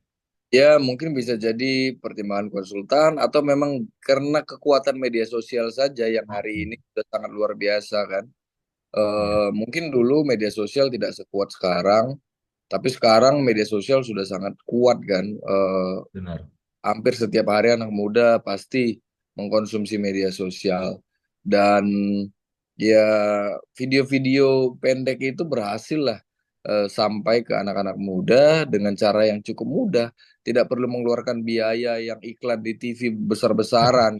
Ya Iya, cukup memperlihatkan story-story keseharian Pak Prabowo itu menjawab bagaimana hangatnya Pak Prabowo dengan orang-orang dekatnya dan lingkungannya dan membantah semua tuduhan-tuduhan bahwa Pak Prabowo itu adalah orang yang sangat temperamen, kejam dan lain sebagainya. Jadi ini menurut saya juga itu bukan bukan by design ya, tapi memang mungkin eh, orang-orang dekatnya, anak-anak muda khususnya yang ada di dekat Pak Prabowo tergerak saja ingin menunjukkan begini loh sebetulnya Pak Prabowo itu. Kesehariannya Pak Prabowo itu begini loh. Sama seperti orang lain ya bercanda, tertawa ya, iya, jahil-jahil dalam tanda kutip ya iya. dengan orang-orang dekatnya gitu. Dan ya jahil-jahilnya beliau itu bisa kita lihat ya bukan yang bagaimana bagaimana kan cukup mengagetkan orang-orang dekatnya aja itu udah menjadi hiburan buat mereka kan Ya. sudah merasa terhibur, mereka merasa lebih bonding pasti dengan Bapak kan begitu kira-kira. Baik, Dengan baik. tak tidur di gang, Bapak duduk ya kan meskipun hanya diam saja itu kan menjadi membangun emosional yang cukup kuat menurut saya. Nah, itu cara-cara Pak Prabowo untuk membuat kedekatan dan kehangatan dengan orang-orang dekatnya. Baik, baik. Terima Ya, kasih Bang Ananda Bahri ya, atas partisipasinya. Salam hormat dari saya, Bang, dan juga untuk teman-teman yang lain. Kebetulan mm, masih ada beberapa narasumber lagi yang akan pada kesempatan berikutnya mungkin bisa saya wawancarai. Tapi dalam kesempatan kali ini saya cukupkan sampai di sini, Bang.